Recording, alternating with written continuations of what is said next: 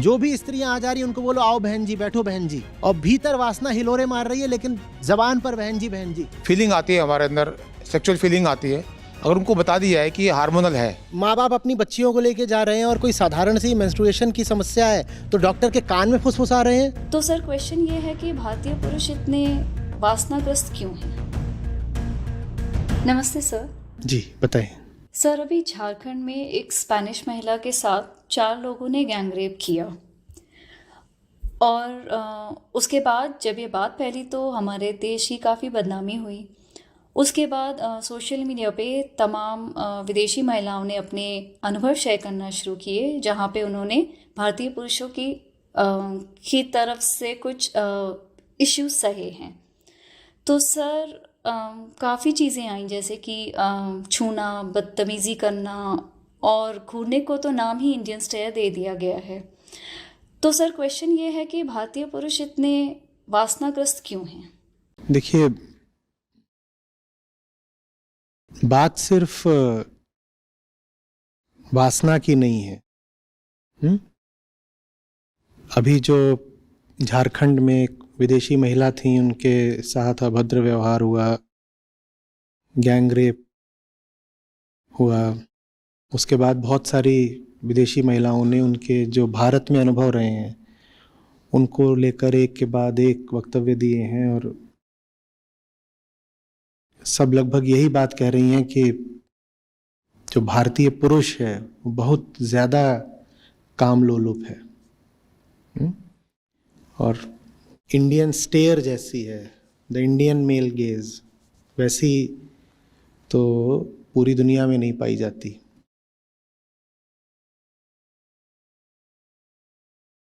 प्रश्न पूछा क्यों? मैं कह रहा हूं बात सिर्फ एक प्राकृतिक वृत्ति की नहीं है, बात सिर्फ एक शारीरिक वृत्ति की नहीं है। हम खाने पीने के मामले में जितने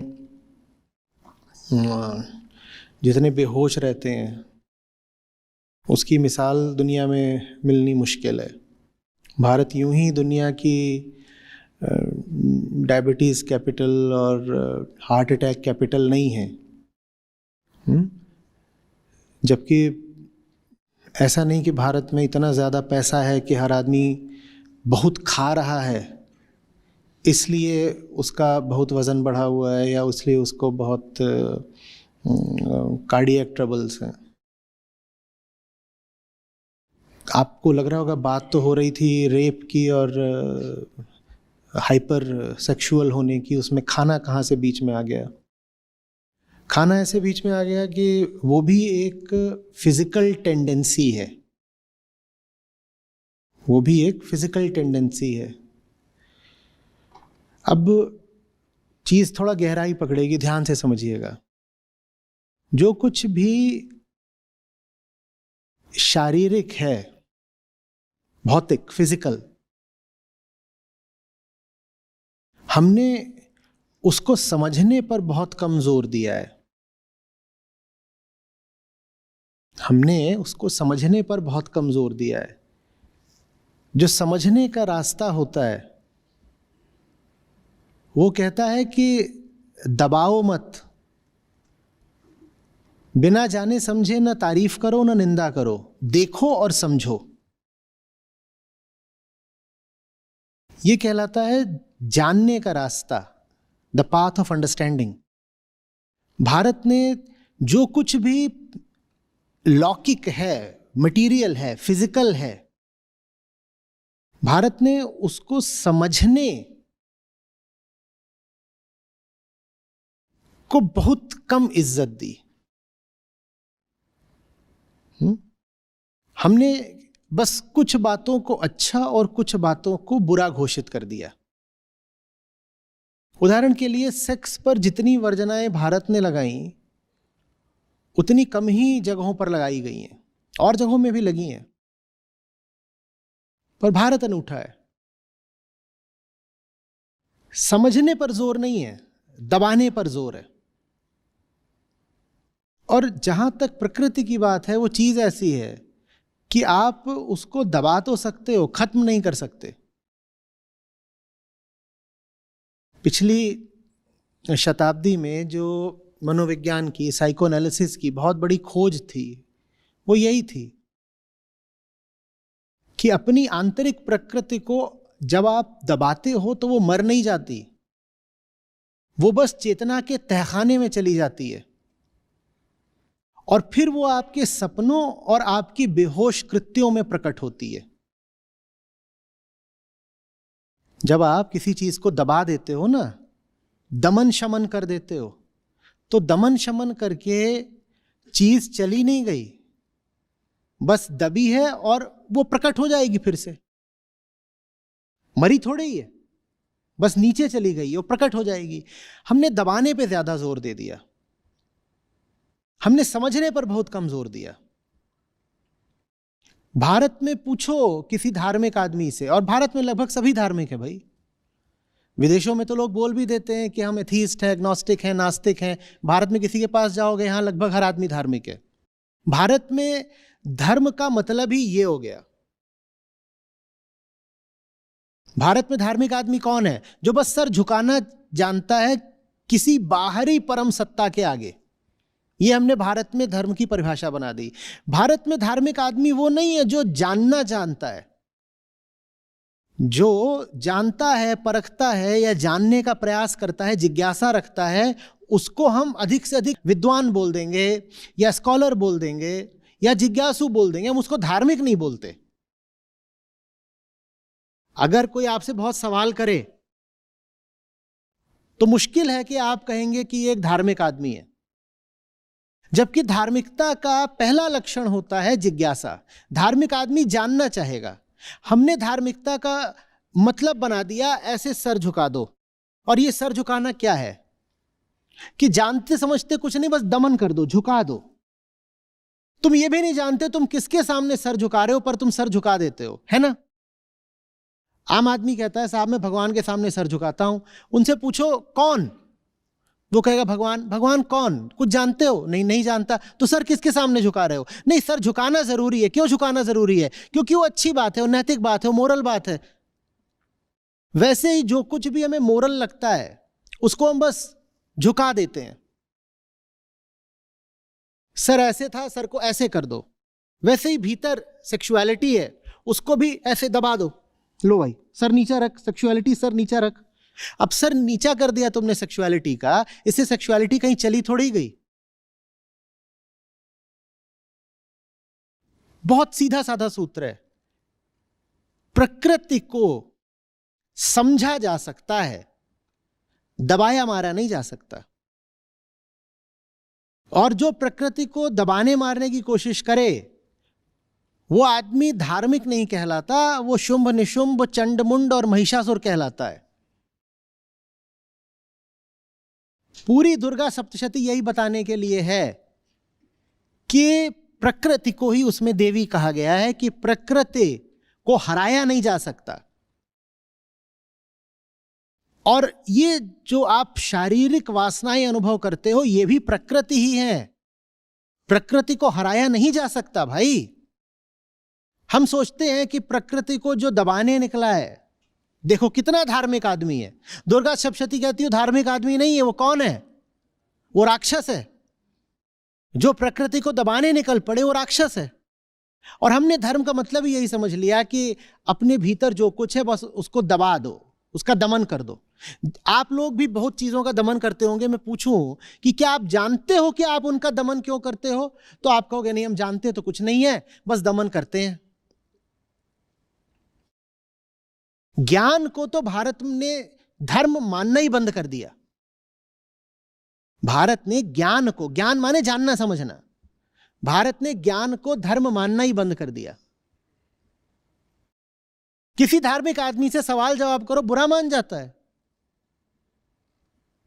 उससे पूछो ज्ञान है, बोलता है नहीं ज्ञान नहीं है मेरे पास, श्रद्धा है, मेरे पास आस्था है, मेरे पास विश्वास है।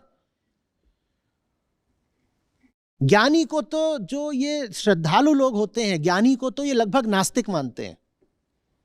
कहते हैं ज्ञान की ज्यादा बात करो धार्मिक नहीं हो सकता। जबकि धर्म का अर्थ ही होता है ज्ञान, जानना। बोधो अहम, उपनिषद हमें सिखाते हैं, मैं बोध हूं। आप बताइएगा ईमानदारी से, हम लोग क्या धर्म का अर्थ बोध मानते हैं? आपको कुछ तस्वीरें दिखाई जाएं या वीडियोस दिखाए जाएं, उनमें आप तत्काल बता दोगे कि धार्मिक आदमी कौन सा है। वो कैसे बताओगे धार्मिक आदमी? वो एक खास किस्म का आचरण कर रहा होगा, खास किस्म के कपड़े पहने होंगे, उसकी भाषा थोड़ी अलग होगी, सब रीति रिवाजों का पालन कर रहा होगा। जहां आम आदमी थोड़ा सर झुकाता होगा, जो धार्मिक आदमी होगा वो साष्टांग दंडवत हो जाता होगा, बिल्कुल लेट जाता होगा। दंडवत माने डंडे की तरह लेट जाना। इसी को तो धार्मिक आदमी बोलते हो ना, इसी को तो बोलते हो। उसने एक खास रंग के कपड़े पहन रखे होंगे, आप पूछो तूने कपड़े क्यों पहने हैं, तो बोलेगा धिक्कार है, नास्तिक। सवाल करता है। हमने सवाल करने को ही धर्म से काट दिया, जबकि धर्म के केंद्र में ही जिज्ञासा है। जो सवाल नहीं कर सकता वो धार्मिक नहीं हो सकता। सेक्सुअलिटी, कौन से मां बाप बच्चे के साथ सवाल जवाब करते हैं जब वो 12-14 साल का हो रहा होता है? कौन से मां बाप उससे कहते हैं आओ बैठो बात करो इस मुद्दे पर? नहीं, बात नहीं करनी है, क्योंकि बातचीत तो ज्ञान का लक्षण होती है। नहीं, ज्ञान नहीं होना चाहिए। क्या होना चाहिए? दबा दो, ये गंदी बात है, छिच्छी, सामने नहीं आनी चाहिए। उसका होना बुरा नहीं है, उसका सामने आना बुरा है। ये हमारे घरों में शिक्षा चलती है। ये हमने धर्म का रूप बना दिया है कि कोई चीज है, उसका होना थोड़ी बुरा है, वो रहे बस, दिखे ना किसी को। तुम भीतर से कामी रहो, लालची रहो, डरे हुए रहो, जो भी रहो, मक्कार रहो भीतर से, बस जब तक वो चीज बाहर किसी को पता नहीं चल रही सब ठीक है। तो धार्मिकता का पर्याय बन गया है पाखंड। भीतर वासना कितनी भी रहे, बाहर किसी को पता नहीं चलनी चाहिए। जो भी स्त्रियां आ जा रही उनको बोलो आओ बहन जी, बैठो बहन जी, और भीतर वासना हिलोरे मार रही है लेकिन जबान पर बहन जी बहन जी। यह आदमी धार्मिक है। इस आदमी को हम आसानी से धार्मिक बोल देंगे। धार्मिकता का मतलब होता है, ज्ञान का मतलब होता है, समझो प्रकृति को। जब जान जाओगे कि विपरीत लिंगी की तरफ आकर्षण क्यों होता है, तब उस आकर्षण को उसकी सही जगह मिल जाएगी। जब जान जाओगे कि हमारा बहुत बड़ा हिस्सा है जो आज भी जंगल का है, जो आज भी अपने पाशविक अतीत से बंधा हुआ है, तो वासना को फिर उसकी सही जगह मिल जाती है। आप जान जाते हो कि जैसे बंदर बंदरिया की ओर भागता है, हाथी हथनी की ओर भागता है, दुनिया की हर प्रजाति अपनी संख्या बढ़ाने को आतुर रहती है, उसी तरीके से ये शरीर है और इसकी पुरानी कंडीशनिंग है कि ये जो विपरीत लिंगी है उसकी ओर भाग रहा है, और कोई बात नहीं है। किस वजह से तुम आकर्षित हो रहे हो किसी की ओर? ठीक उसी वजह से जिस वजह से फूल खिलता है। फूल खिलकर क्या कर रहा है? फूल खिलकर भौरे की इंद्रियों को संदेश भेज रहा है, भौरे भौरे आ जाओ। इसीलिए तो फूल इतने चटक रंगों का होता है। आपने कभी सोचा नहीं? करो वो मुझे बहुत सुंदर लगती है, क्यों? ठीक उस वजह से जिस वजह से गेंदे का रंग पीला होता है। आप जानते हो गेंदा एक फूल नहीं होता है, गेंदा 100 फूल होता है, और 100 फूल एक साथ लग जाते हैं तो गेंदे का एक फूल आपको दिखाई देता है।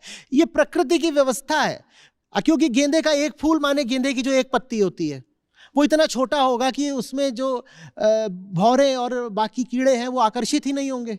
जब वो आकर्षित नहीं होंगे तो पॉलिनेशन नहीं होगा। पॉलिनेशन नहीं होगा तो गेंदे की प्रजाति आगे नहीं बढ़ेगी। तो गेंदे ने व्यवस्था निकाली है कि 100 फूल एक साथ इकट्ठे हो जाते हैं। जब 100 फूल हो जाते हैं एक साथ तो ऐसा लगता है कि वो एक गेंदा अब आकर्षक हो गया है, वरना गेंदे का एक फूल हो जो एक पत्ती बस उतना ही होता है। ठीक जिस रंग से गुलाब लाल होता है और गेंदा पीला होता है, ठीक उसी वजह से स्त्री को पुरुष और पुरुष को स्त्री आकर्षक लगती है, और कोई बात नहीं है। लेकिन यह बात आपको ज्ञान ही बता सकता है। भारत ने धर्म से ज्ञान को बिल्कुल हटा दिया। ज्ञान मार्गी को तो हम धार्मिक ही नहीं मानते। ज्ञान मार्गी हमारी नजर में नास्तिक है। हमने क्या बोल दिया? हमने बोल दिया अरे ईश्वर को जाना थोड़ी जा सकता। जो कुछ भी ऊंचा है वो हमसे बाहर का है। ये नकली धर्म है जो सबसे ऊंचा है उसे तुमसे बाहर स्थापित कर देता है। ये धर्म का बिल्कुल विपरीत है।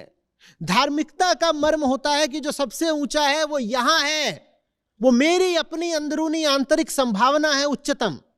एक धर्म ये है। दूसरा धर्म कहता है कि जो कुछ भी ऊंचा है और अच्छा है तुमसे बाहर है, तुम्हारा काम तो बस ये है कि ऐसे हो जाओ, तुम बस ये करो।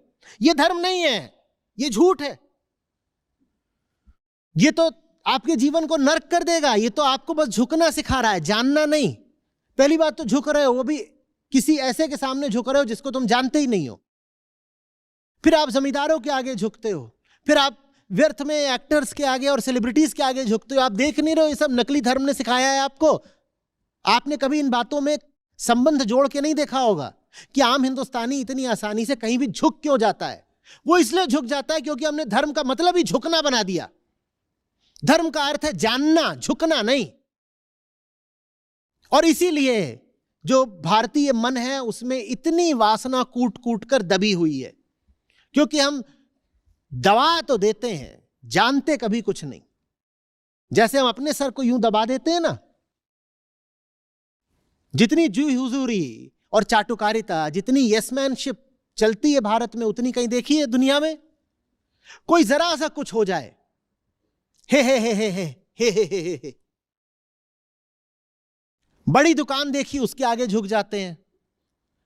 मोहल्ले का कोई अदना सा गुंडा हो, हम तो उसके आगे भी झुक जाते हैं।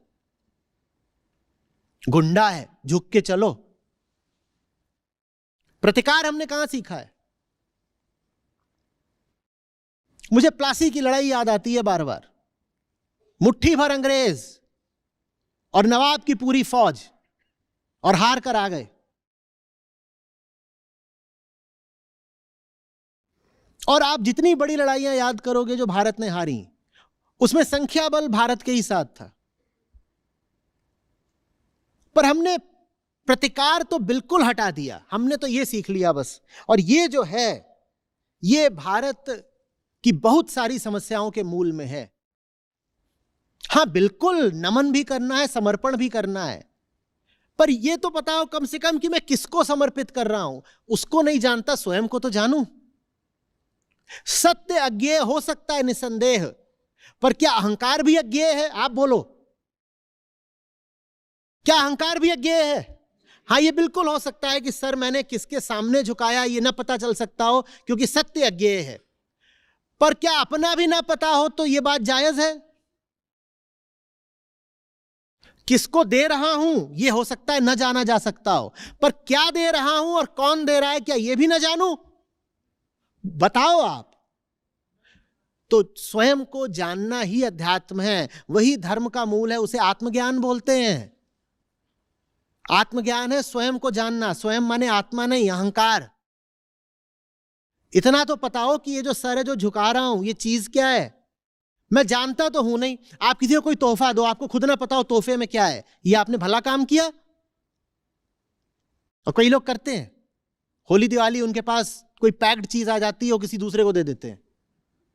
ये आपने कोई अच्छा काम करा?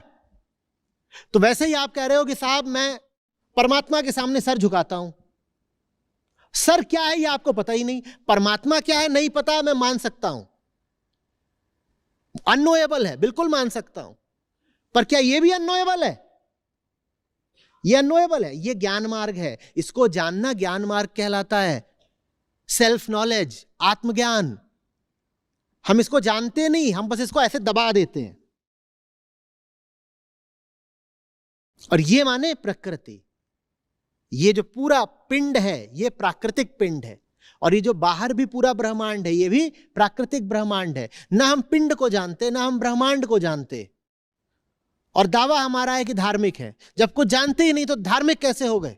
धर्म का तो अर्थ होता है अहम को मुक्ति की ओर ले जाना। अहम को जानते ही नहीं तो तुम धार्मिक कैसे हो गए?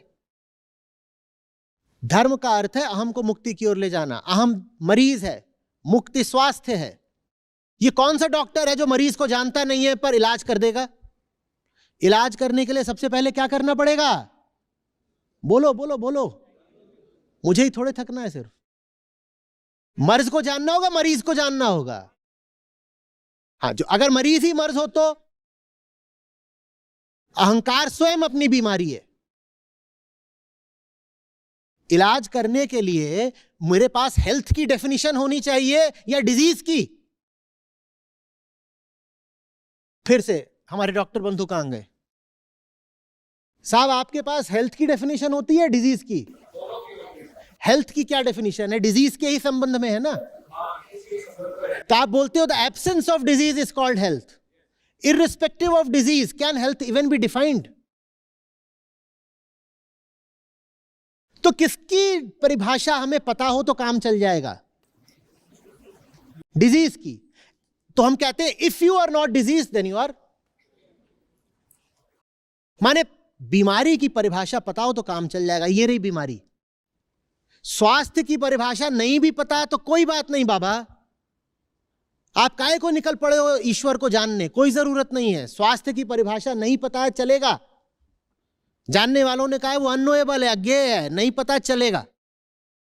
पर मरीज की तो परिभाषा पता हो। आपने कोई टेस्ट कराया, किसी वेरिएबल का आपको पता चल गया 18 है, आपको कैसे पता 18 को सही मानूं गलत मानूं? आपको पता होना चाहिए ना कौन सी रेंज हेल्दी होती है। ये रेंज नॉर्मल है, ये ठीक है, इसके आगे के पीछे हो तो बीमार हो। हमें अपना ही नहीं पता और हम निकले हैं धार्मिक कहलाने के लिए। जो कामुक आदमी है उससे पूछो तू जानता है काम वासना क्या होती है? वो नहीं बता पाएगा। उसे काम वासना का अनुभव तो होता है पर वो जानता नहीं है। किसी बात का अनुभव होना और किसी बात को जानना ये तो बहुत अलग अलग चीजें हैं। अनुभव तो पशुओं को भी होता है,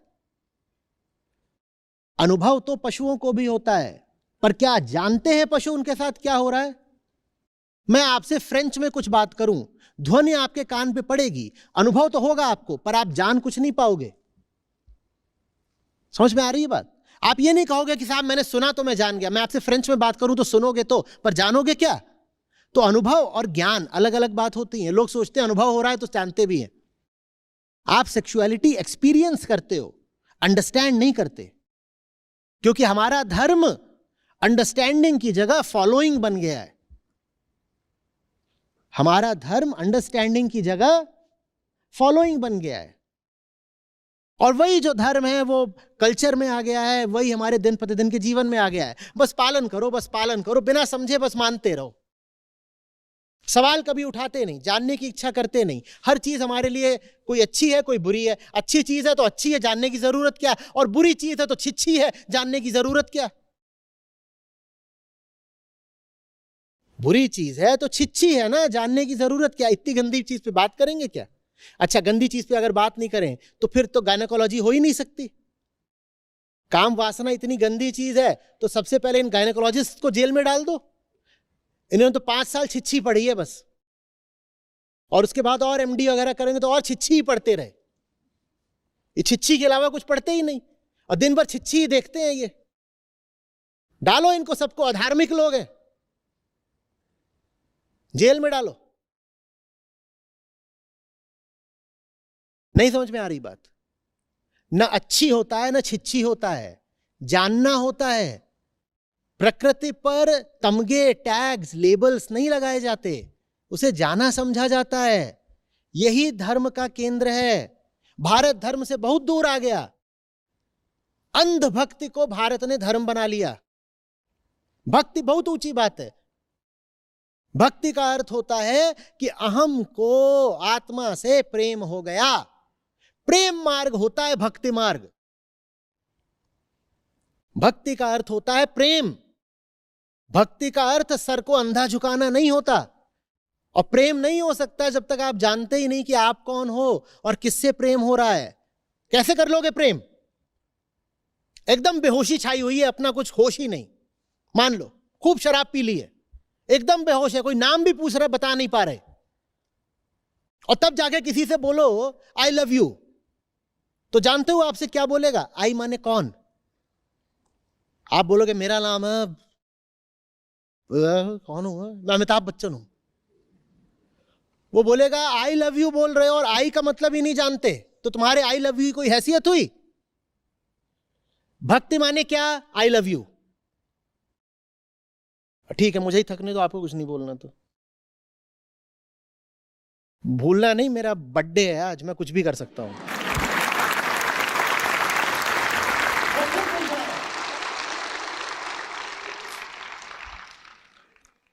हमेशा आपकी तानाशाही नहीं चलेगी।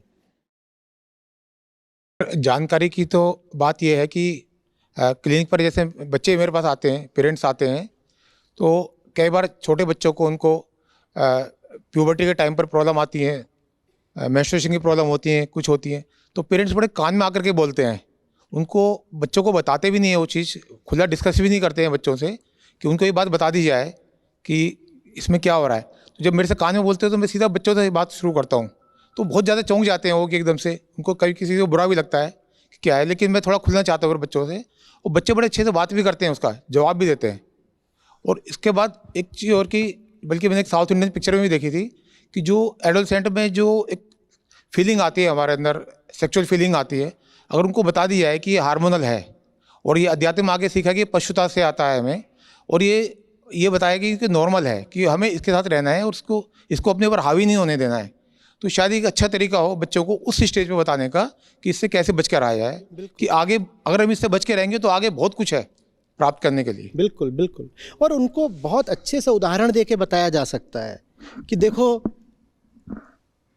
ये काम करने से ये होता है, और इसके बदले अगर आप दूसरी चीज करोगे तो उससे आपको ये मिलेगा। बताओ आप क्या करना चाहते हो, बताओ आप क्या करना चाहते हो। मेरे लिए बड़ी अजीब बात है सुनने में, और इससे मुझे डर सा लग रहा है कि भारत अभी भी ऐसा है कि माँ बाप अपनी बच्चियों को लेके जा रहे हैं और कोई साधारण सी मेंस्ट्रुएशन की समस्या है तो डॉक्टर के कान में फुसफुसा रहे हैं।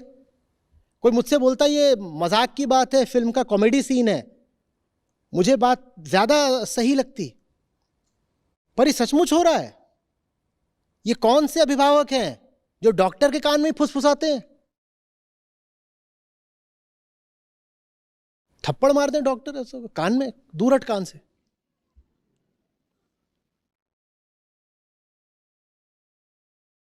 ये क्या है? और वो बच्ची अगर वहीं पर बैठी हुई है तो आप उसे क्या संदेश दे रहे हो? वो तो अपने शरीर को लेकर ही ग्लानि से जमीन में गड़ गई, बिल्कुल वो शर्म से जमीन में गड़ गई कि ये जरूर मेरे साथ कुछ इतना गंदा कुछ हो रहा है कि माँ बाप डॉक्टर को भी कान में बता रहे हैं। इतनी गंदी हूं मैं इतनी गंदी हूं। अब ये जिंदगी में ऊपर उठेगी, ये वैज्ञानिक बनेगी, ये क्या बनेगी? ये जिंदगी में क्या करके दिखाएगी? वो कुछ नहीं रहेगी, बस एक बॉडी कॉन्शियस फीमेल रहेगी, बस जानवर की जिंदगी जिएगी, बॉडी कॉन्शियस फीमेल। और किया किसने? माँ बाप ने किया कि छिच्छी हो रहा है इसके साथ।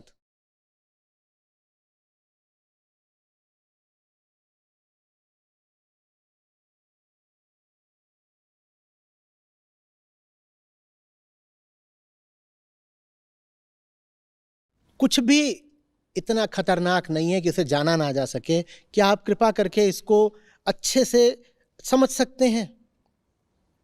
कुछ भी इतना अच्छा नहीं है कि उस पर सवाल ना उठाया जा सके, और कुछ भी इतना बुरा नहीं होता कि उसको जानने जाओगे तो बुराई हो जाएगी।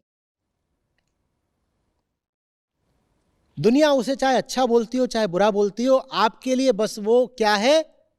जानने का एक विषय है। मैं एक सजग चेतना हूं। मेरे लिए ये पूरी दुनिया, अंदर की दुनिया भी और बाहर की दुनिया भी, सिर्फ क्या है? जानने का एक विषय है।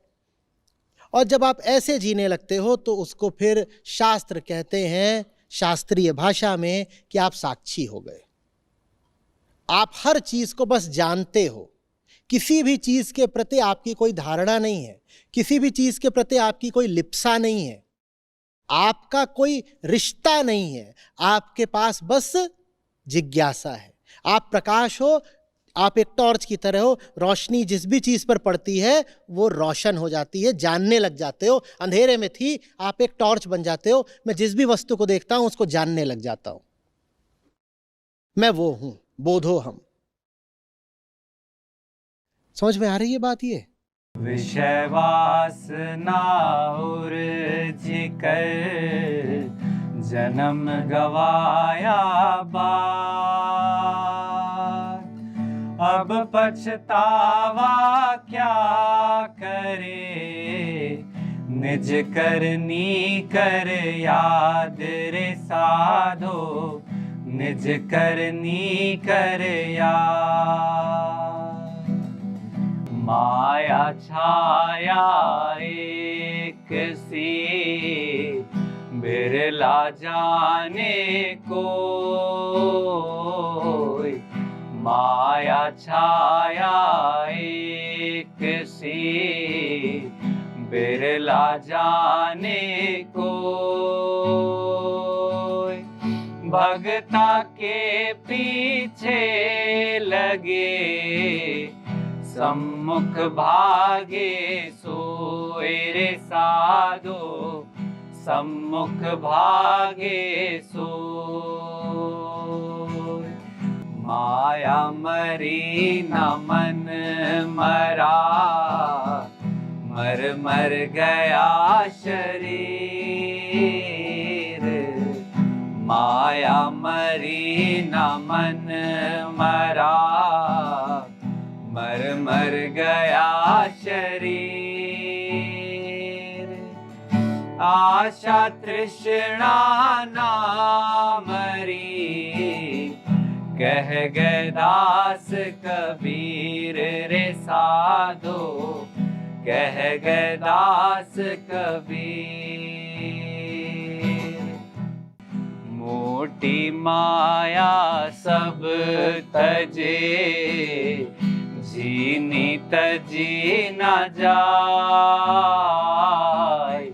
मोटी माया सब तजे, जीनी तजी न जाय।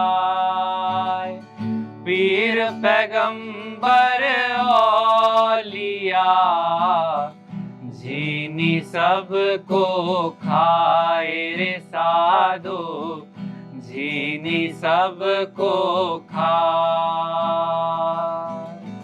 माया मन की मोहिनी, सुर नर रहे लुभाए,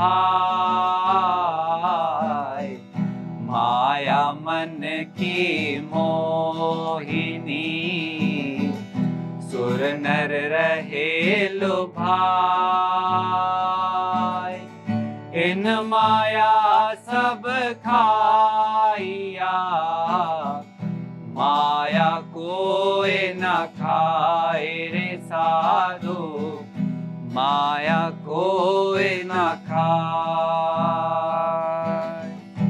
माया तो ठगनी भई, ठगत फिरे सब देश, माया तो ठगनी भई, ठगत फिरे सब देश। जा ठगने ठगनी ठगी, ता ठग को आदेश रे साधो, ता ठग को आदेश। इस शरीर का नाम मीरा है। मैं नागपुर महाराष्ट्र से आई हूँ और 22-23 साल मैंने कॉलेज में पढ़ाया है, वो भी संस्कृत पढ़ाया है। सबसे पहले मैं ये बताना चाहूंगी कि मैं आचार्य जी को सुनने से पहले बहुत सारे आध्यात्मिक चैनल पे को सुना करती थी। तो मार्च 2022 में आचार्य जी का वीडियो सबसे पहले मेरे यूट्यूब पर आया। तो मैं बोली गीता जी के ऊपर तो आचार्य जी बता रहे हैं, लेकिन आवाज न बड़ी जरा मुझे रूखी सी लगी। बात आई गई हो गई और उसके बाद मैंने नहीं सुना आचार्य जी को, और मैं अप्रैल में अमेरिका चली गई। वहां से वापस मैं अगस्त में आई, फिर से मेरे रिकमेंडेशन में आचार्य जी आए, तब मैं आचार्य जी को सुनना शुरू की। और उसके बाद बस जो सिलसिला शुरू हुआ, तो आचार्य जी को सुनने के बाद गीता जी के बारे में तो क्या ही बताऊं, स्वयं भी गीता पढ़ा था, दूसरों से भी सुना था। मैंने पूरी तरह जो भी मैंने स्वयं पढ़ा था दूसरों से सुना था, वो मैंने डिलीट कर दिया और इस तरह से मैंने आचार्य जी से गीता सुनना प्रारंभ किया। जब भी मैं उनसे बात करना चाहती हूँ, वो मेरा मनोबल बढ़ाते हैं, मेरा जो भी मन में ये रहता है, उस मेरी शंकाओं का समाधान करते हैं। तो मैं आचार्य जी का शतशः धन्यवाद करती हूँ और यहाँ पर अपनी वाणी को विराम देती हूँ। धन्यवाद।